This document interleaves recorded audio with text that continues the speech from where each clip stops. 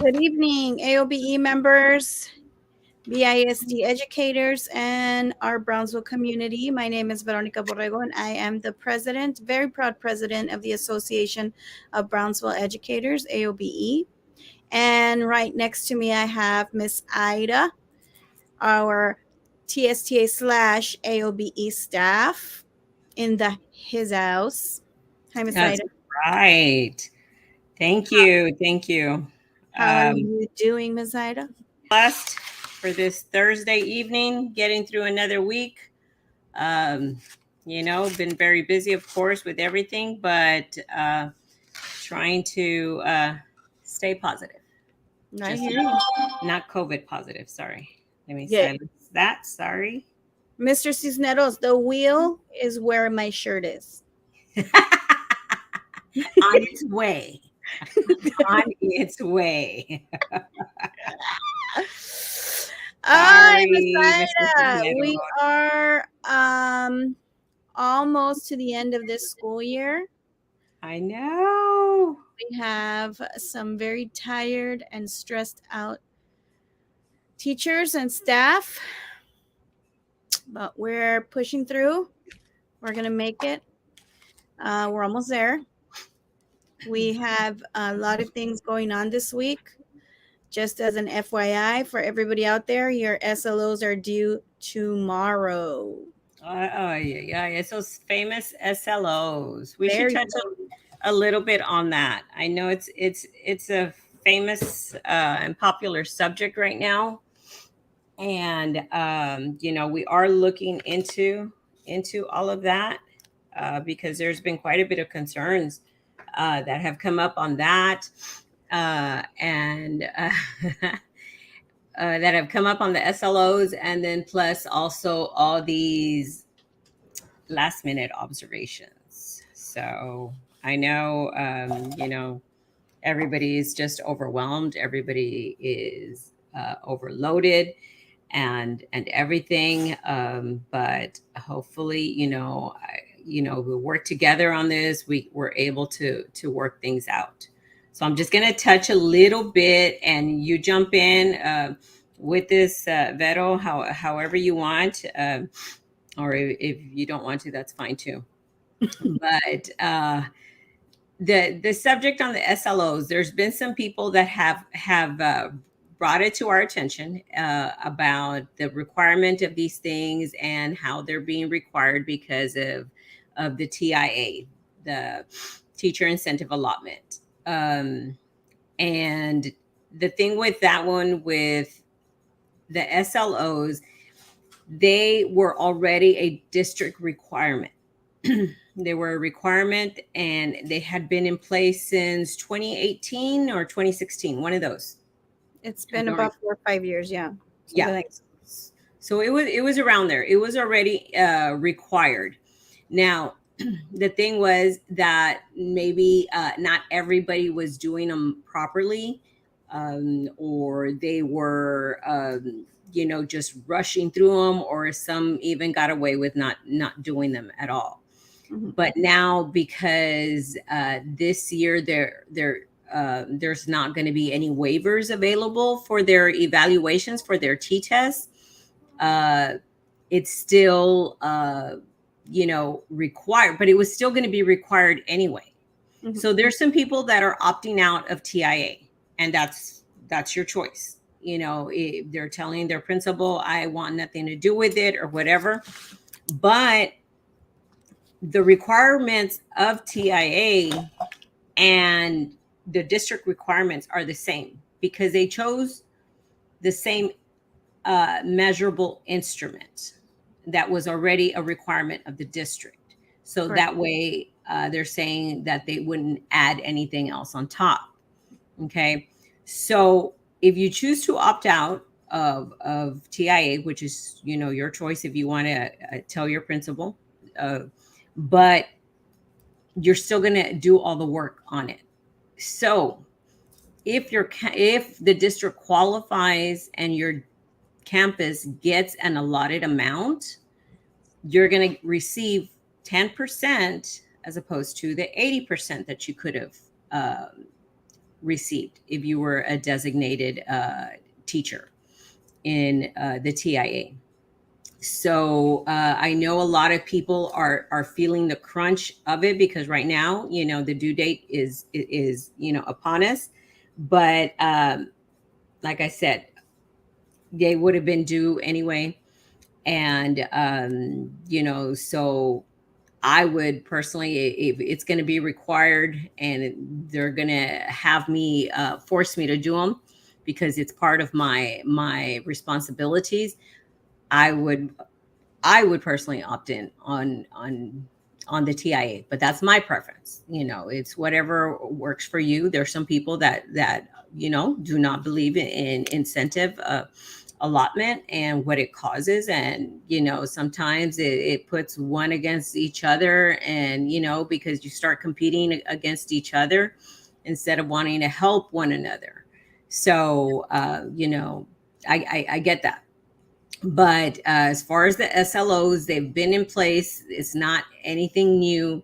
They're just trying to retrain some of the people and make sure that they're being done properly.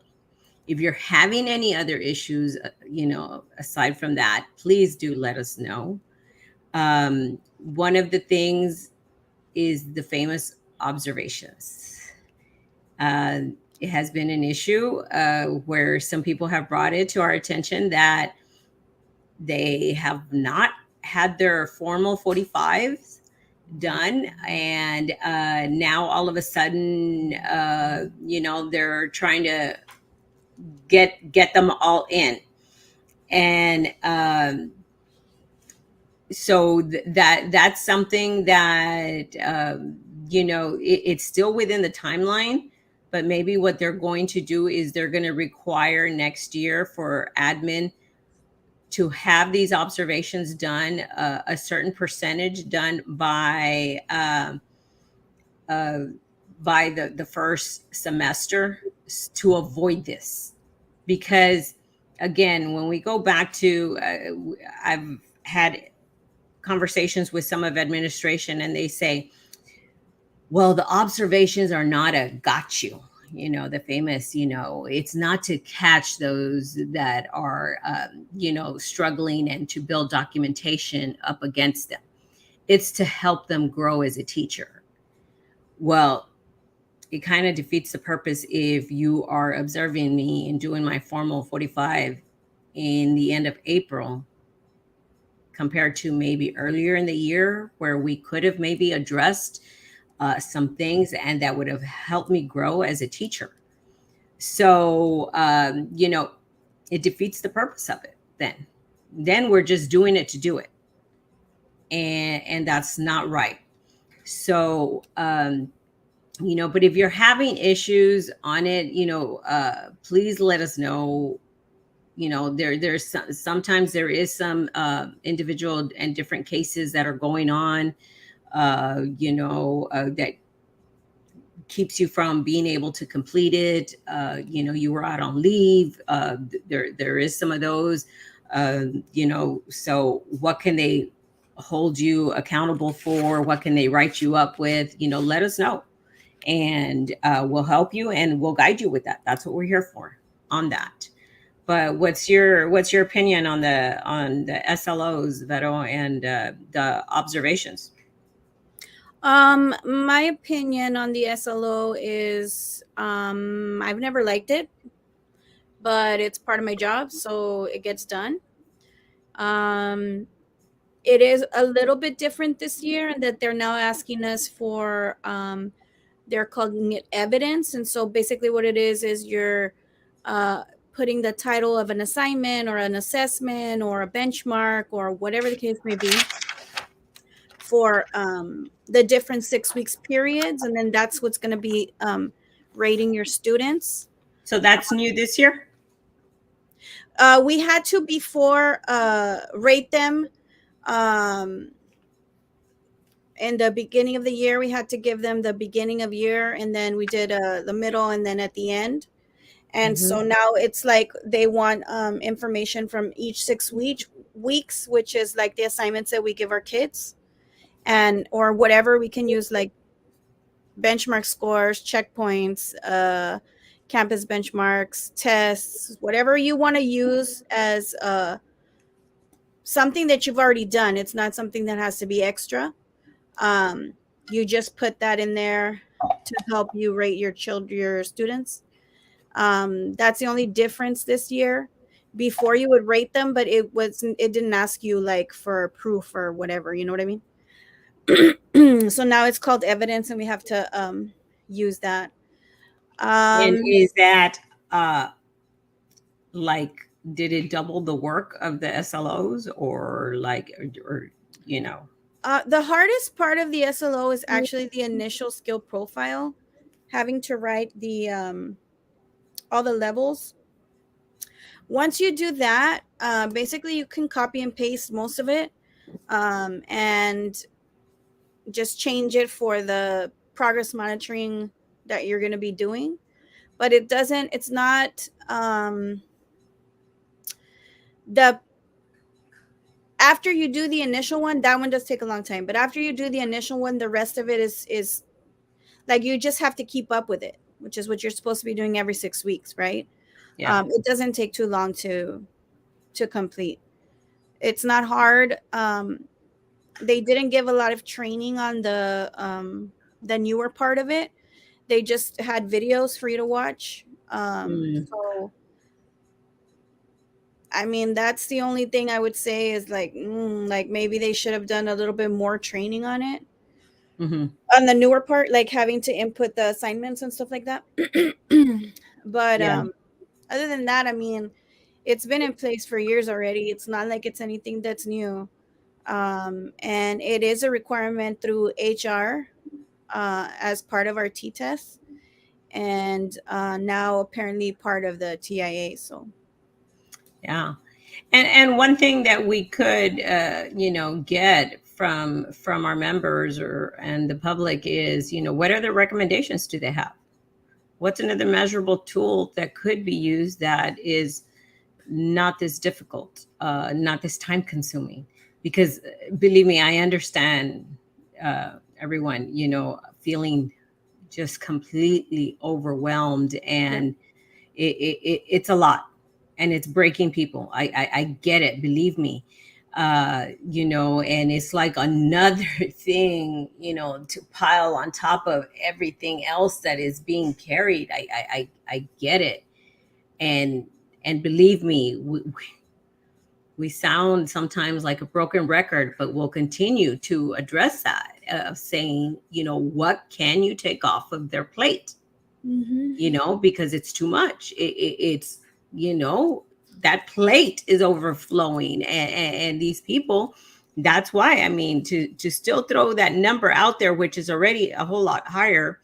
But at that last budget meeting, that it's a projected 502 employees that will leave by the end of the school year. And then you have to add the ones that were at the beginning of this month, because that wasn't, those are people that couldn't even wait till the end of the school year. They just said, I want out now.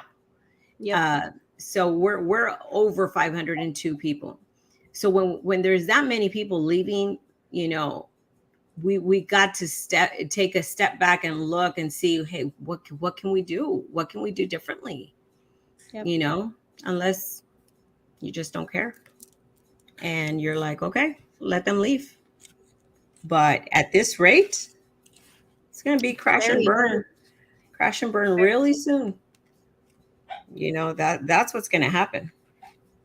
It's But scary because it affects mainly the front line, the classroom, because they're not going to have enough people for the kids. And then the yeah, ones that are there get bombarded with extra because there's not enough people to cover or to hire for those vacancies. And then that affects education, that affects the learning, that affects everything, discipline, you name it. So, yeah, yeah. yeah. I completely, get it, of that, what they're saying. I mean, the people that are staying behind, that are trying to stick it out, uh, you know, they're just being left with everything else for the people that are leaving. Yeah. But anyway, do you want to read some of the comments to see if there's anything on the SLOs before we go on to the next subject? Mr. Cisneros. Hi, ladies. Happy Thursday. Hi, Miss Micaela. Yes, happy Thursday. Hi, ladies. Hello, Miss Nelda. Hi, ladies. Hello, Miss Virginia. Hi there. Mr. Joe Valdez, we now have to add several checkpoints to our SLO because apparently we needed more because of TIA. We used to only do beginning, middle, and end of year. Yeah, so we have to do a checkpoint for every 6 weeks, starting from the second 6 weeks. So second 6 weeks, third 6 weeks, fourth 6 weeks, fifth 6 weeks. So you added an additional 6 checkpoints. No, No, we had 3. Oh, right? okay. So you just added 3 more. So we added instead of the middle of the year, we have the beginning and we have the end, and then we have second, third, fourth, and fifth 6 weeks. So we added four tabs or whatever they're called. I don't know what they're called. Yeah. And Okay, and then so you have to put in like assignments or whatever from that 6 weeks that specific to what it is that you inputted as your so as there your was objective. some changes. Yeah, there was changes. Yeah. Okay. But there 'Cause it really isn't. You're supposed to keep up with it throughout the year. yeah. So it's not a lot. We started since September, and every 6 weeks, like when you put in your grades or whatever, you can put in whatever it is that your evidence is going to be for that 6 weeks. Mm. Or that's at least how we should have been doing it. Okay. So, but that is good to know. So I want to see what is the reason to add that? Why is that required? Is that a requirement from TIA? That's the question. Okay, that's interesting. Yeah. Ms. Nelda, retraining the appraisers for calibration. That is so true on that, because how your appraiser can it's not a level playing field. So that is something that is needed. Yeah. Good evening, ladies. Miss Sesigian, hello. Hi. Keeping up with it on top of TELPIS, writing samples, etc. That's correct, Mr. Joe Valdez. Every time something new is implemented, we just throw it on the teacher's plates. You know what we don't throw on the teacher's plates? Arrays. Just saying. That's right. SLO is very time consuming and very little training doesn't help. Luckily, we teachers help each other out. Fact. We had Yes. a little powwow in my room after school and kind of was like going over like the stuff that we need to do and everything for tomorrow, taking pictures of the screen, sending them to each other to help each other out. That's what we're here for, right? Good evening, ladies. Has there been any news on a retention stipend? Oh, There we're are gonna go several into that. districts issuing one, being that we like being compared to them. Thank you, Miss Yes, Nelly Hernandez. that we sure do. We're very Hello, Miss comfortable. Santiana. Eva Santiana, hello. Michelle Salazar Moran, hi, ladies. Hello. Hi, ladies. Joanna Perez, hello. I want to see Rocky. We have to have a play date. Good evening, ladies. Miss Parker.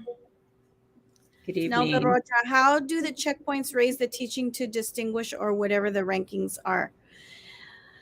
So the checkpoint is actually rating the student, and then at the end we have to show or we have to progress or show how much progress the students have made based on those 6 weeks progress monitoring.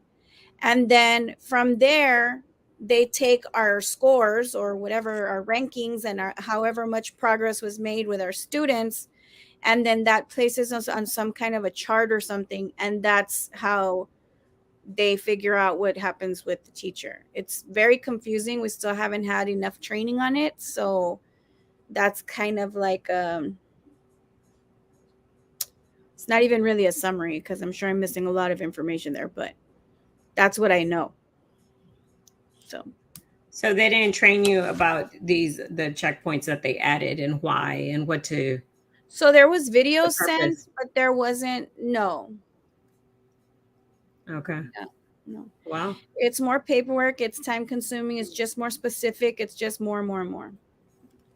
Milestones. There you go. Thank you, Miss Santiana. Yes, that's what each one is called. Like the second 6 weeks progress monitoring is a milestone. So like when Uh, you're doing that, they're milestones. Yeah. Shout out to all my colleagues that have been amazing helping me and each other with the SLO. Yeah, I mean, literally, we are like with each other, talking to each other, showing each other screens. She doesn't agree. She doesn't agree, Ida. Yes, milestones. All right, Miss Ida. ¿Quién le saca? Quite happy. Yeah. Chiquis is pissed. So she agrees. It's She just says, adding. SL no. So wow, okay, so no, that's good to know, and that it just feels like it's being piled up more and more, and it's true. How does that change a teacher's rating? What does it have to do with the teacher's rating, if they're tying it to the evaluation? Is Yeah, it because only if they have growth?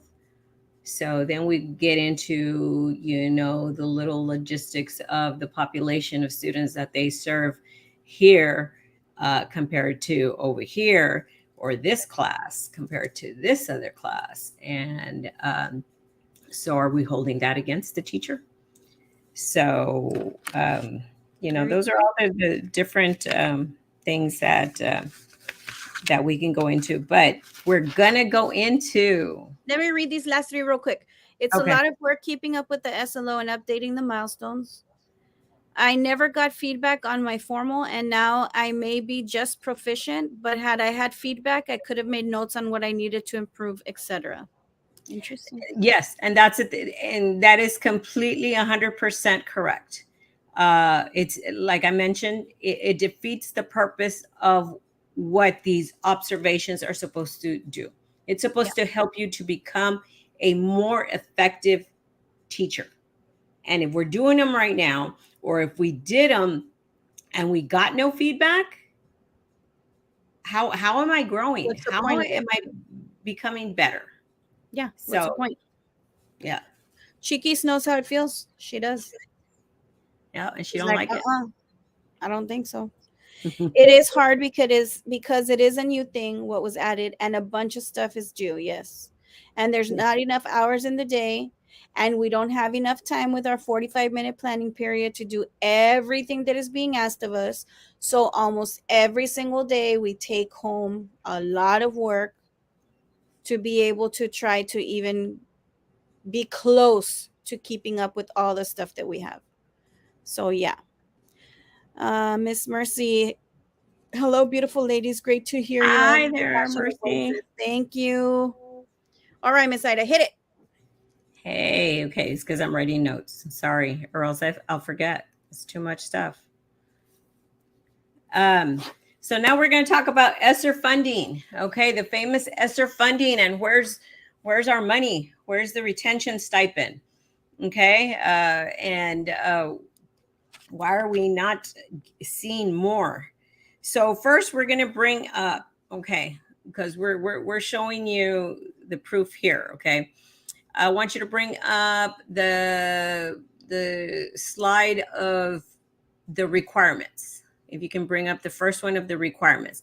These were the requirements that were initially sent out and were presented when they had the first ESSER meeting, and what they were talking about before they build these committees where everybody was going to give their input on where it should go and blah blah blah.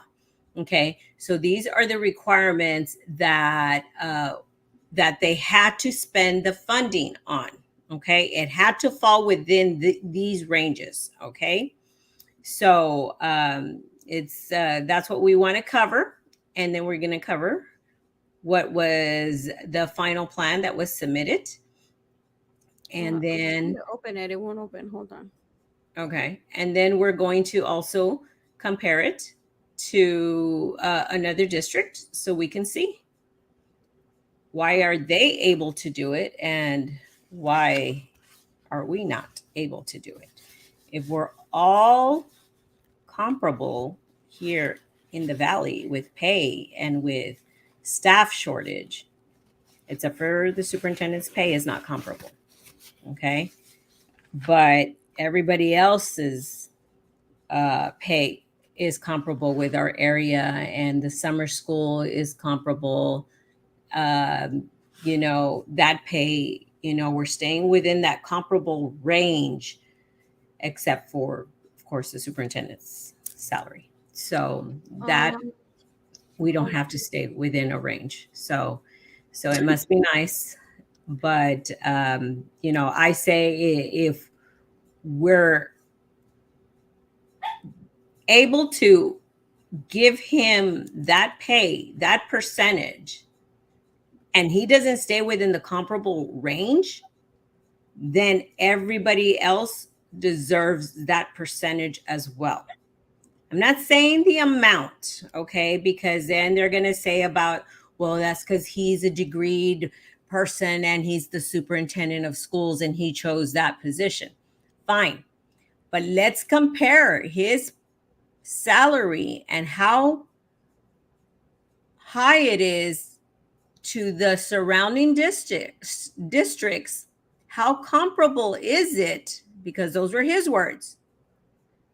And why is it okay to be so much over compared to surrounding districts in our area, and it's not okay for the employees' pay?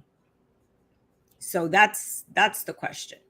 So are you able to go to the first one? Or I guess we can go into this one, but dear Lord, I can't see it. Are you able to read it? These are the requirements of what the funding was supposed to be for. Okay. This isn't the first one? No, this one, it says continue. The other one, it says, it looks like that, but it's the first one where it's talking about. I found it. Okay.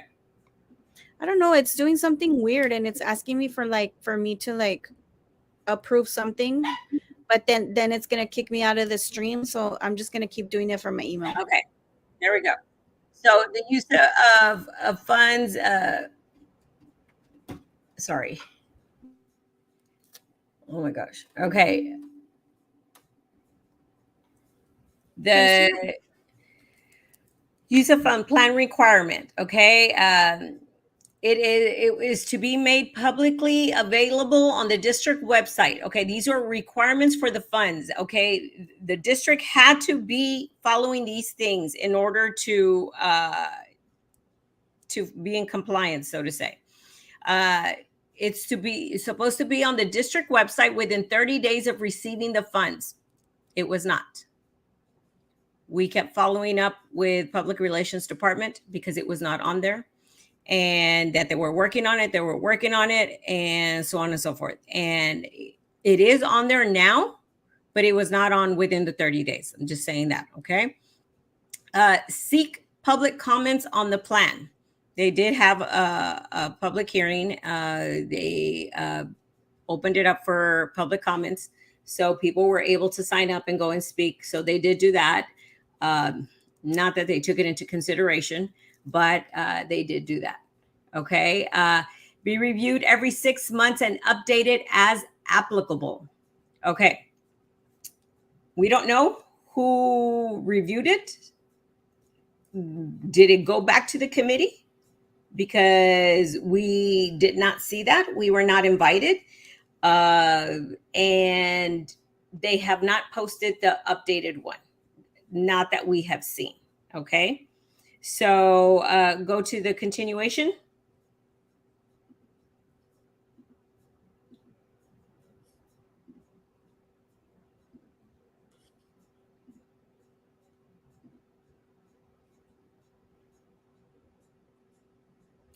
Okay. So let me get closer to the screen. The first one says strategic. New spending set aside requirement. The district must expend a minimum of 20% of their grant funds to address learning loss and academic impact of loss of instructional time. The second one says robust. Learning loss activities defined as evidence-based interventions such as summer learning or enrichment, extended day, comprehensive after-school programs, or extended school year programs, and ensure interventions respond to students' academic, social, and emotional needs, and address disproportionate impact of coronavirus and student populations as defined in Title I, homeless students, and foster care students, and the outcomes must be measurable and reportable. So it says that it is strategic, robust, and sustainable. Exactly. So that's the thing on this. One of the things that we were asking for, okay, is, well, if we lower the class size, okay, that student teacher ratio, if we lower that, that's going to give you some support to be able to close this instructional gap, and it's going to give you some measurable outcome. So that was something that we were pushing, because we knew the amount of pressure they were going to put on the employees about closing this gap. But yet, what are they doing? They're not filling positions by attrition. So of course, now there's more vacancies. So there's no way to be able to reduce the class size. And they said that they were not going to reduce the class size, that the class size was just fine. So, but I wanted for y'all to see that these were requirements on what the district was supposed to do, and about how 20% of it had to go to address the learning loss. Okay. So it all, you see how it's not very specific on what it is for, but so it gives you that leeway to be able to kind of like, play within the lines of it and do this or that, because it's not very specific. But bottom line was, it was to help close the instructional gap. It was to help with retention of staff, because they saw the staff shortage. It was to help with the safety of the students because of the COVID. So now, if you can bring up the one that has the one All for the Donna. numbers? No, the one for Donna. It's Oh, the from Donna. simple one.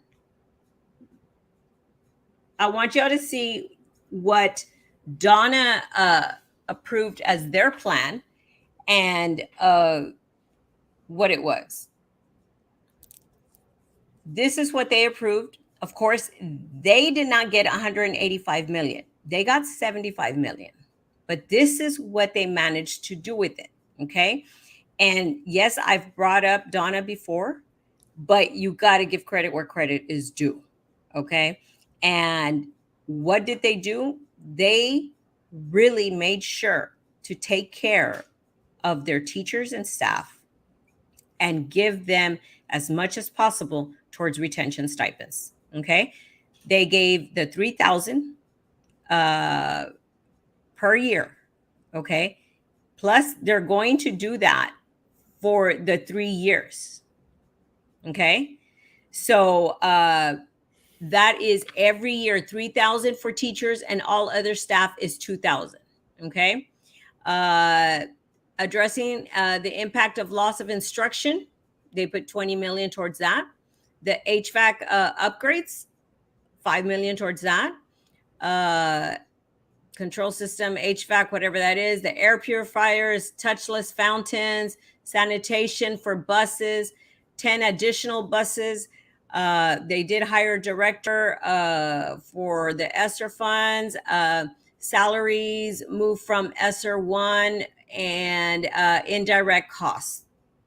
So all of this they've been able to do, except for, I believe that they said that the buses they have been approved, but they have not arrived yet.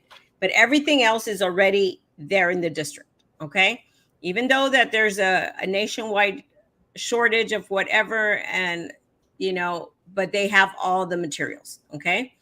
So now I want you to bring up Brownsville's, so we can see how much is going to all these different things. The And what was one that their has like a whole bunch of numbers?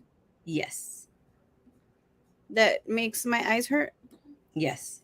Okay, And my stomach hurt. I could do that. Yeah.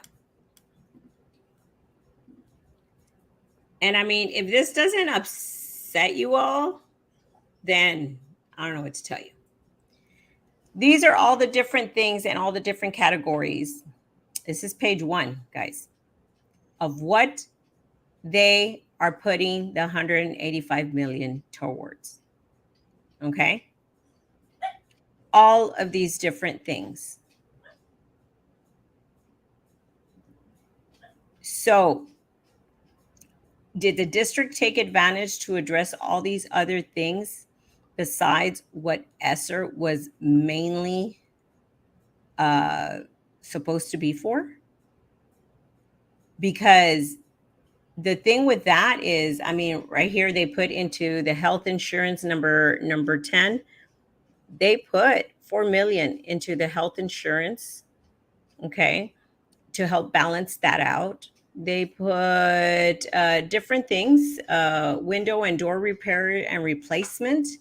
You know, how does that help with staff retention? How does that help to close the instructional gap? Glazing windows. What? I don't know. That's what it says there.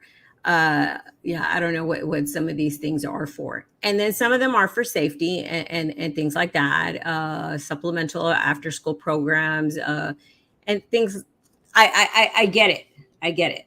Okay. But the thing with that is, I wanted you all to see how simple it is with Donna's, what Donna presented.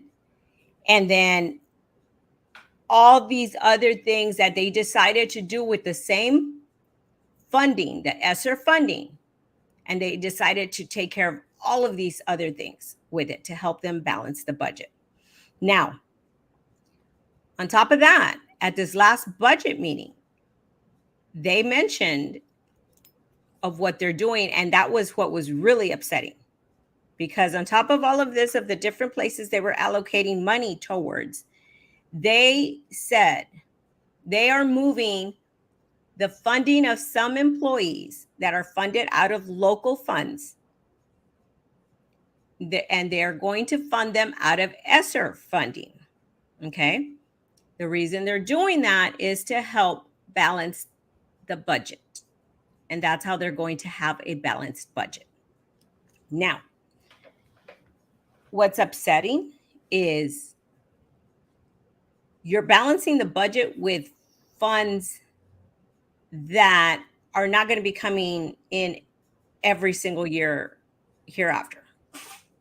It's for these 3 years only, and that's it. And then what are you doing that what are you doing that you couldn't balance the budget to begin with? What if we didn't have this ESSER funding? What if that wasn't available? We wouldn't be able to have a balanced budget? Where's all that going to? Don't forget, we got a lot of money from Elon Musk. Yes. And on top of that, we did do a public information request asking where all of this funding has gone. And I didn't get to block out the response. I mean, the name at the top, because it has an address.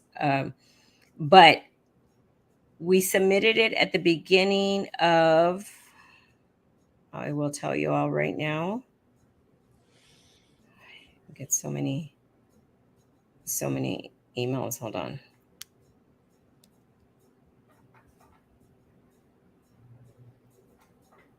It was the beginning of March. We submitted that request where we wanted to know what exactly the ESSER funds have been spent on, and what it has gone to, and things like that. And then as of right now, they're still asking for an extension because they don't have all those figures yet. I mean, Do you, when you get different grants, when you get different funds that come in, different projects, you create a different code for it. So whatever is getting paid out of ESSER is coming out of that said code.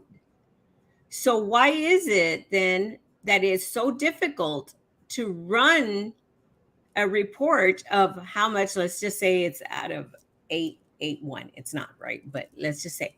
So how difficult is it to run a report and find out everything that got paid out of 881? It's not very difficult. Why is it taking so long to be able to get us this report? And 2 weeks ago, Public Relations did send an email. We have a copy of the email saying that they're asking for an extension because they don't have all the information yet. That's very upsetting to me, because it shouldn't be that difficult. You should be able to get that out to us. So, and the fact that they are spending, they're reallocating or where they are, I forgot what it's called, my gosh, where the people are funded from. They're taking that from the local fund and moving it and paying it from ESSER funding, guys. So let's say if Vettel, even though it's not Vettel, right, because she's not funded out of local, but if she's an employee with BISD and she gets funded locally for the next 2 years, she's going to get funded from ESSER funding, so it doesn't come out of local, to help build up the fund balance and to be able to balance the budget. That is what's going on. Okay. I think one thing that the school board members need to stop and do is look at the history of the CFO and sorry, but the superintendent as well. And do they have a history and a habit of not having balanced budgets or struggling to balance that budget wherever they were at and where they were running things? Because we've asked around and that's exactly what we've heard. We don't have the proof on that yet, but I just thought that was very interesting that they mentioned, like, oh yeah, so-and-so always has a problem balancing the budget. And it's so sad to say that right now, this district had a great opportunity to really show their employees how they're valued here and take really good care of them. If Donna, who didn't receive as much and has the same shortage of staff, the same more or less percentage of losing students, because everybody's losing students as well. We're losing them to the charter schools, and that's a whole other campaign we have going. But and some are just haven't returned. But they balanced their budget, and they didn't use the ESSER funds to do it. And they gave, a teacher is going to receive a total of $9,000 in retention stipends. So you tell me if they're going to feel valued more in a district like that compared to Brownsville. And that's one of the questions we had. See if I can find it. Yeah, let's do some of the questions. Here it is. Has there been any news on a retention stipend? There are several districts issuing one, being that we like being compared to them. So yeah, they have. He has not mentioned anything about increasing the retention stipend. Okay. So again, it goes back to what the school board members allow them to do. We got to hold people accountable. They're holding you all accountable for closing this instructional gap. Right. So, you know. So here, so that, like what you're saying, for staff, COVID is not an excuse, right? Exactly. So then COVID can be an excuse all the way to the top. Exactly. Absolutely. It cannot be an excuse that you cannot, that's the only reason, or the reason that you were not able to balance the budget. It is your responsibility to balance the budget. That's what you get paid the big bucks for. That's the bottom line. That's what you get paid to do. Yep. And it's not fair that what they're doing is, and I mentioned it at the budget meeting, you're manipulating the ESSER funding. That's what you're doing. And I know somebody's probably going to ask, is it legal? Why is it allowed? They're just getting very creative. It is legal. Okay? But they're getting very creative on what they're doing. It's like how people get very creative on their taxes. But bottom line is, you're not doing what you were supposed to do with these funds. You're not doing that. You're not taking care of the employees that are leaving. Because you know what? Had these people been valued and been given a little bit more, maybe it wouldn't have been over 502 employees that would have been leaving by the end of the school year, or over that. Yep. But Miss Hernandez, Julia Hernandez, hello, ladies. Hello. Hi. Esperanza Flores, good evening, ladies. Good evening. Good evening, Miss Lupita. Good evening, ladies. Good evening, Lupita. Not only is Houston ISD giving teachers a 7% raise, they also respect parental rights to refuse the STAR assessment on behalf of their child when BISD won't even do it for special needs students that cannot comprehend any of the assessment. True. BISD top highest paid officials don't even have the decency or professionalism to respond to emails from us lowly parents. They're too important to respond. It's a real slap in the face. I have heard that several times from people who are parents, like at family gatherings or get-togethers, where they say that they've emailed the superintendent many times, even as far as last year, and have yet to receive a response. So is that part of like, does he get evaluated? Is communication part of an evaluation? Like, I have to constantly communicate with parents, but he doesn't. So if your principal emails you, are you able to say, like, well, I'm just very busy, I don't have time to read my emails? Or are you expected to read your emails? I'm expected to read and respond if required. Absolutely. Because that's part of my job. So why do we let him get away with it? Previous superintendents read their emails. Previous superintendents didn't have 2 deputies. They responded. Yeah. And I know because they would respond to us. Yeah. Good evening, Miss Snoops. Jennifer Ruedas. ESSER funding was used to pay off insurance debt. That is correct. And it's not insurance it's a whole other mess. They used, like on the sheet you saw, that they used $4 million of ESSER funding for insurance, towards the insurance claims. It's just getting creative. They're getting creative. But if we had such a wonderful person in insurance that was new insurance left and right and front and back and everything, and he was going to do great, why was there a need to take $4 million of ESSER funding to help fund the insurance? Great question. Can Sam's heart transplant be included in that balanced budget, Ms. Ramirez? Ruben Colorado Mediairis, I hope I said that right. Funds should be allocated to teachers. Well, we're the ones that teach. And we're the ones in the classroom, and we're the ones that make BISD what it is, because without teachers in the front line, you don't have progress, you don't have learning, you don't have test scores, you don't have anything. Absolutely. School funds need to stop lining the pockets of test-making companies and the greedy politicians that invest in those companies, and then turn around and make the test mandatory, a real corrupt conflict of interest. And that's why we have to vote in November. That's right.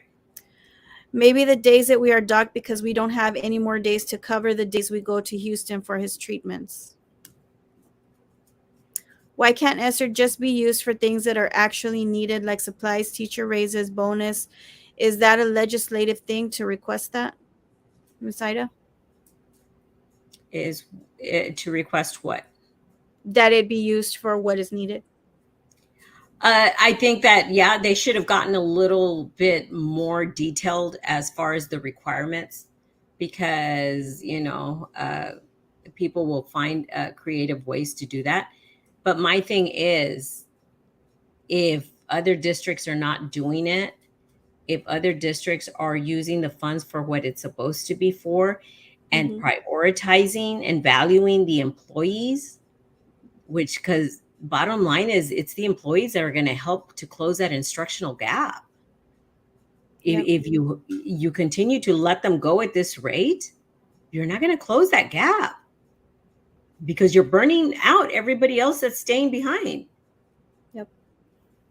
So, I mean, yeah, I believe that from at the legislative level, it should have been more detailed. Yeah. Didn't he say that teachers couldn't get paid $50 an hour for summer because ESSER funds were not going to last forever? How come he can move money for those positions? Exactly. Because we still have ESSER funding. We still have ESSER funding. So why are we already cutting back the summer school pay back down to, $35? They didn't go back to 30. So he put it at 5. It was But, already at 35. well, what they said, it was at 30. That's what they No, said. Oh, it okay. was at 30, and then it went to 35, and then it went to 30, and then it went to 50, and now it went to 35. Oh, okay. It's been all over the place. It's super confusing.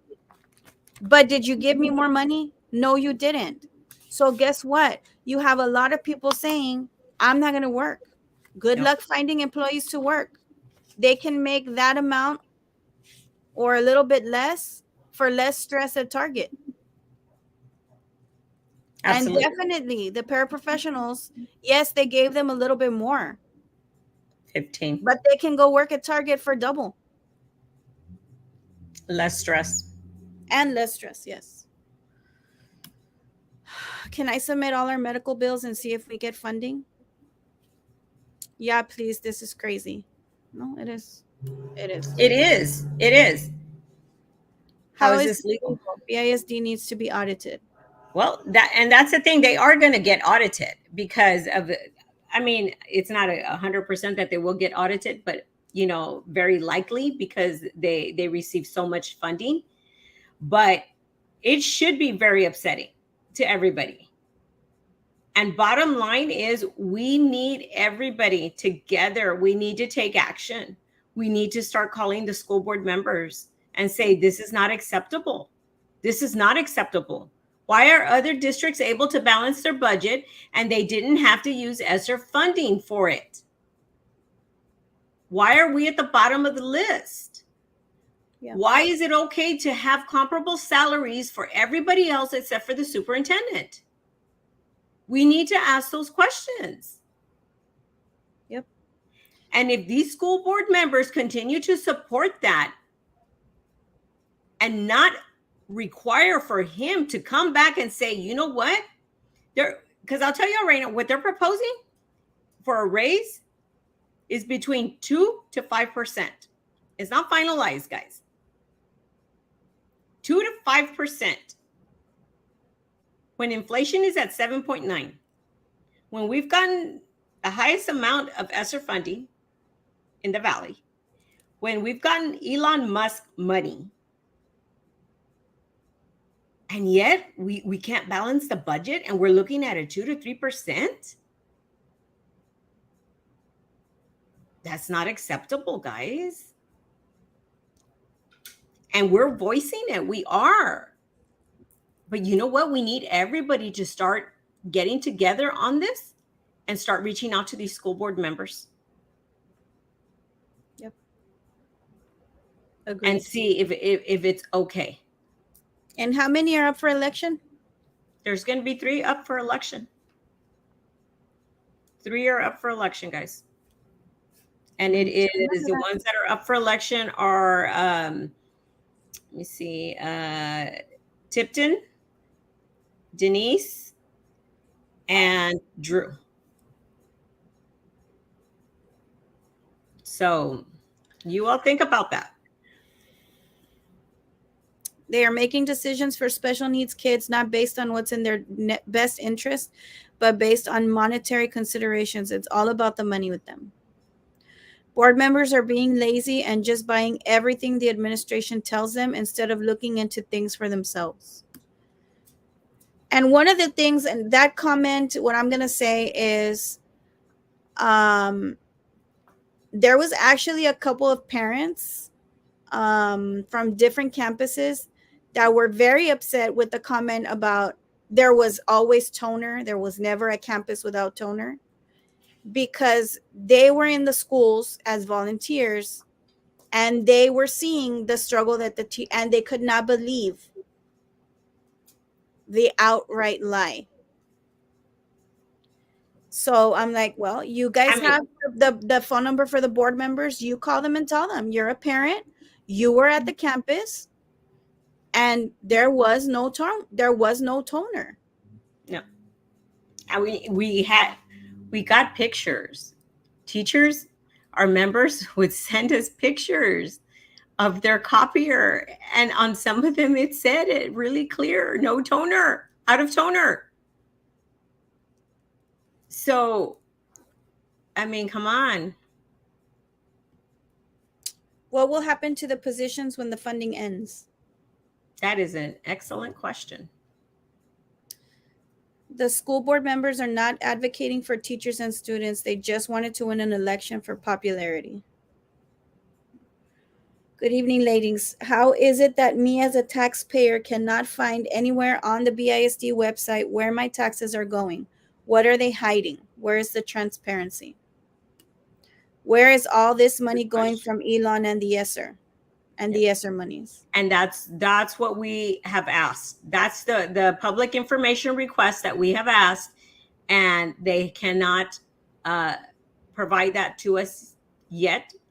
They keep asking for an extension because they don't have it ready. So how do you not have that ready? Exactly. That's what I was saying. It's like, how, what do you have to do? I mean, everything is computerized now. In order to do a requisition, a PO, you enter it into the system. It's all electronic. So you should be able to run a report. Shouldn't take going on 2 months to be able to provide that. But guys, yeah. This is what we're dealing with this administration. And that's what y'all need to think about. Is that okay? I know of many more teachers leaving at the end of the school year and some at the end of next school year. Imagine if we asked for a more detailed report on each allocation of monies.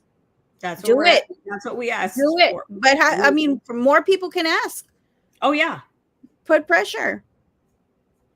I don't understand how they can ignore this teacher shortage crisis. It's like they're not even worried about teachers continuing to leave at all. Do they know something we don't? They are only protecting the top salaries at this very top heavy district. That's true. Are there any stipends still left for BISD employees? You're supposed to get another stipend at the end of this year and then next year. Who will audit BISD and when? I believe it's if we're referring to the ESSER funding, it should probably be, I don't know. I'm not 100% sure if it's going to be on an annual basis or it's going to be at the end of the 3 years. I'm not sure. FNS should be audited too. I worry about what school will be like for children in the future when so many quality teachers are leaving, and any newcomers will be horrified by the degrading way this district is run. Nelly Hernandez Crumbs. Just curious, did TASB recommend the creative ESSER fund use? If so, makes me wonder why we need an upper administration who just follows TASB. Board could just do a ditto vote of TASB without upper administration. Salary compression. Oh yeah, that's a whole other issue, guys. A lot of issues on that where you have your experienced or tenured employees earning almost as much as what the new employees are coming in at. And you guys know that. You know, if you're a 10 to 15-year employee here, and these with this new compensation plan, some of these new employees are coming in almost earning what you are earning, just a little bit shy, guys. So we are looking into that. It takes a lot of work, and our legal department is looking into that, and they're doing a comparison of they do have already quite a bit of data, but they're doing salary comparisons of the different employees and stuff like that. I know some of you all have reached out to us, and I have submitted your name so they can start comparing you guys, because there's some that are affected a little bit more than others. So we are looking at that. Sorry for my typos. Working condition for classified need personnel. Maybe the staff Like shortage. there's a shortage, yeah. When are you guys going to endorse board members and invite them for a forum? We have to wait until the deadline, after the deadline of registration, because we don't want to have a forum and then there's other people that sign up to run. In order to give everybody a fair opportunity, we need to do it after the date of registering to run for the position. Mm-hmm. Are schools going to still be consolidated? Do they still want to do that? It has been put on hold. They because we're so proud that we spoke up on that and painted a very clear picture of what the employees were actually feeling, and not how they presented at the budget meeting, that it was everybody was very receptive and happy about the consolidation. We actually went out there and we started talking to employees. We started talking to some community members and how they felt about certain schools being consolidated and things like that. So we encouraged people to reach out to the board. A lot of you all did, and that was amazing, and managed to turn that around because it was going to be so rushed. So it's not going to take place. They are going to do start the committees in May of 2024. They'll start the committees. I encourage you guys to request to get on these committees. We are going to try to get on there and request that, but you know how that goes. But as they did say that they will accept committee members, community members, and employees on there. So if you're an employee, get on those committees, guys. Yep. We need some vocal people on there. Yeah, something fishy. There is something fishy with the financial administration of this district. Absolutely. Snoop, San Antonio, that would be a disaster. Charter schools are just watching and waiting to see if this happens for that opportunity to open a school in those locations. Absolutely. Yep. That's what they're doing. It's like, and we're giving up. We're saying like, oh, okay, instead of where's all the emphasis on recruitment and retention? Why are we not focusing on that? Sorry. That is correct. I'm glad you brought that up. I'm assuming that's for the Jennifer comment. I would like to be added to pay comparison for 13 years. Do I email you, Ida? Yes, please. I'm going to put the email here.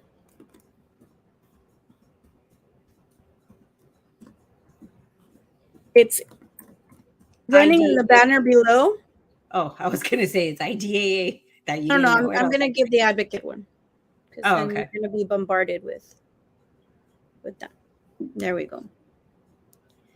They don't like vocal employees. But it's okay. It doesn't keep us quiet. Yeah. Together, I mean, we are the largest employee association out there, guys. You all don't know how much power that is. And if you all continue to voice your concerns, how you feel about these different things, we can make a difference. It like we mentioned here, it's an election year. It's an election year. It's very important that we speak up now. It's very important we start reaching out to the school board members and letting them know how you feel about these things we covered here. Because it should be very upsetting if you're an employee of BISD, or you know an employee, or your students, your children go to BISD, because that's what their teachers, their cafeteria staff, their school bus drivers, and all of these things, all these people that help your children, they're being robbed from what was supposed to help them to complete their job, to do a better job. Yeah. So it impacts everybody out there one way or another. That anybody that's listening to us, because you either have children at BISD, or you know somebody who does, or somebody that works at BISD, or you do work there yourself. Yep. It's the largest employer in the city. There's no reason not to get involved, guys. There's no reason. They don't like vocal parents either. They don't have a choice but to listen. Yeah. And parents have all the power. So parents need to keep voicing their concerns, and they need to keep calling, and they need to keep doing what they need to keep doing. I'm going to read a question. If the super will be evaluated, no. Will the super be evaluated through a t-test format like the teachers, and will teacher turnover, lack of progress, and loss of students since he started be considered? That is an excellent comment. I like that. I botched it up, but you got the gist of it, right? Yes, I really do like that. And that should be considered.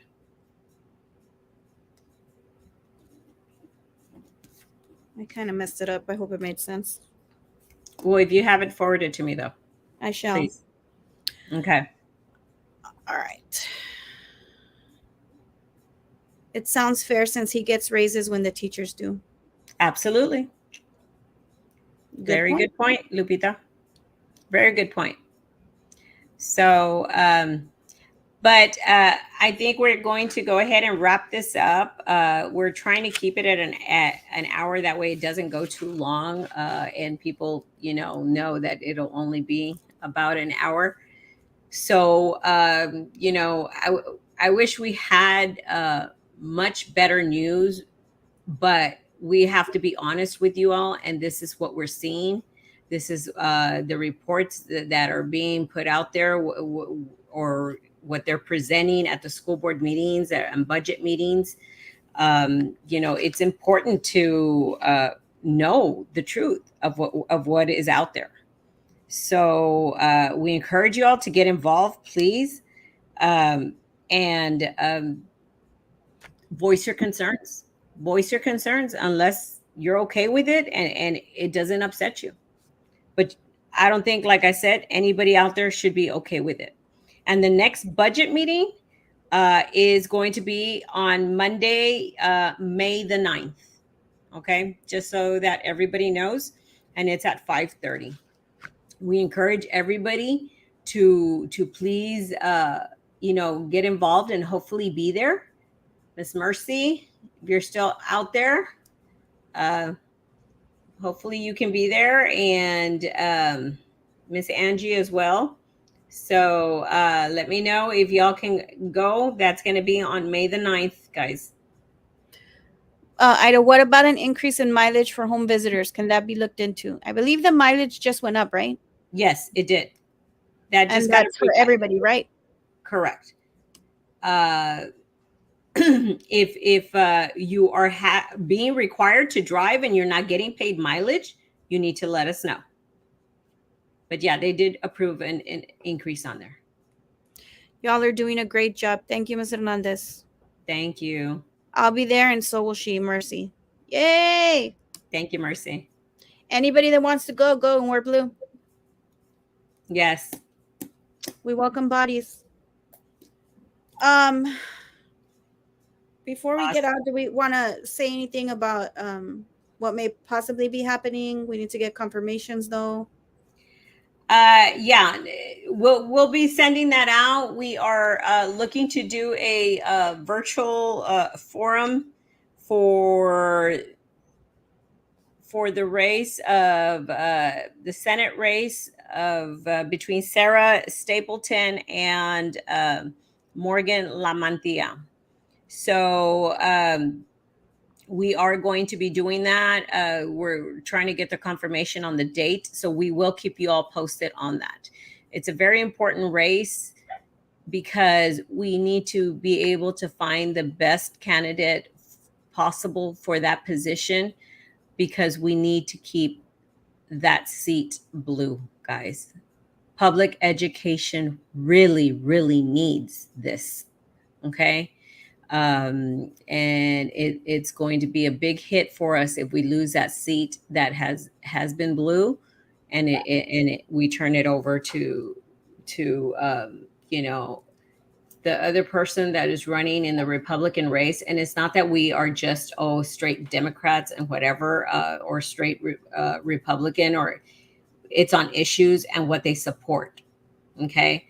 So the person that is running in the Republican seat for it is pro charter schools, guys. So that's how important this race is. So we're looking to do that virtual forum. We'll keep you posted. It might be on the next show, which will be on May the 5th, but we will keep you posted on that, and you'll be getting the notices. I believe our members, if we have a good contact number for you, you all were texted yesterday, and some went out today with the notification for today's show. So we'll continue to be doing that and keep you posted. And if you're not, I mean, if you are a member and you did not receive a text message from us, it's because we do not have a good phone number for you. Please call the office at 621-3010 and speak to Mary so that she can update your contact information and you can receive all of our messages. Yeah, we will be sending out to our members a survey where you're able to update your information on for that, and that way, hopefully, we're able to update that and have it more current. Yeah. Thank you so much, ladies. You're the best. Thank you, Mercy. Thank you, Virginia. Have a great evening, ladies. Blessings. Ida, any last words? Guys, I hope you guys got upset and you guys are going to take some action, because I know it's upsetting to me, guys. It is. So, but we need you all. We'll continue to voice for you guys, but we need everybody together to say, you know what, we cannot stand for this. We are not okay in using ESSER funding to balance the budget. That was for us as employees of Bisd. Okay. So, hope you take some action. Let us know. You can go to our Facebook for the phone numbers of the school board members. It's also on our website. Okay. Yep. If you are not currently a member with AOBE, you can also go to our website, myaobe.com, and activate your membership with us. Okay. And join the largest employee association here in Brownsville. So I'm other actually going to than put that, that in the, I'm going to put our application in the chat. There we go. If you click on the link, that will take you directly to our form, our application to become a member. So you can click on that. That's a little bit easier. And like Ida said, we need to get upset. We need to start using our voices. We need to make a change for the better for the district, for the students, for the staff, and for our community. So we look forward to seeing as many people as possible at the next board meeting and at the budget meeting on the 9th. We cannot stress enough, guys, you all are voters. Bodies in the building make a big difference in what decisions are made. You don't have to speak, but be there. Be there. Wear blue. They need to see you there. We look forward to seeing you that. The squeaky wheel gets the oil. Yes. yep, very true, guys. Thank you, Ms. Hernandez. Yes. So, like Ida said, we're here. Whatever you need, reach out. If you're not a member, join us.